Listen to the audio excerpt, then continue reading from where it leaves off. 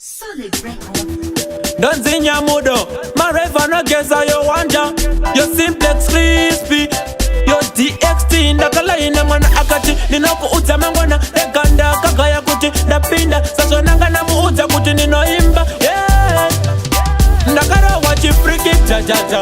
Ndegane kamboka ya kuda kutema asi wanda. Akatiti marefa awachemera jizina basane kuti chakakwana. Ndakara wachi freaky jajaja. Ndakaba ipapo nijisa jarara.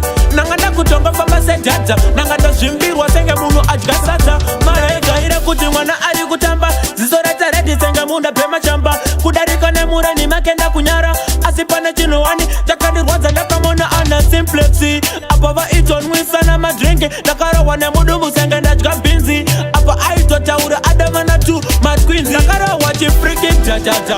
Ndegane kamboka ya kuda kutema asi wanda. Akatiti marefa awachemera jizina basane kuti chakakwana. Ndakara wachi freaky jajaja. Ndakaba ipapo nijisa jarara.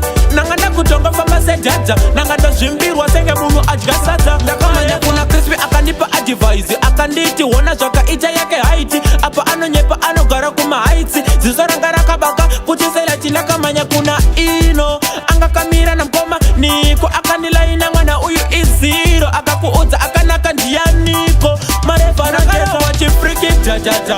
Ndegane kamboka ya kuda kutema asi wanda. Akatiti marefa awachemera jizina basane kuti chakakwana. Ndakara wachi freaky jajaja.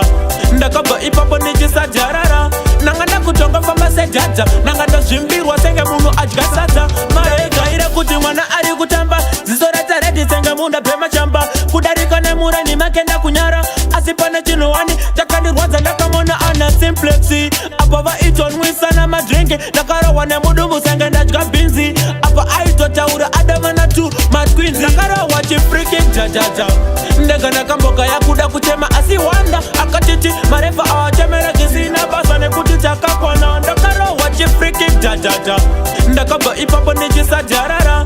Nanganda kutonga famba se jaja. Nanganda zvimbirwa senge munu ajgasata. Ndakara wachi freaky jajaja. Ndegane kamboka ya kuda kutema asi wanda. Akatiti marefa awachemera jizina basane kuti chakakwana. Ndakara wachi freaky jajaja. Ndakaba ipapo nijisa jarara. Nanganda kutonga famba se jaja. Nanganda zvimbirwa senge munu ajgasata. Mareva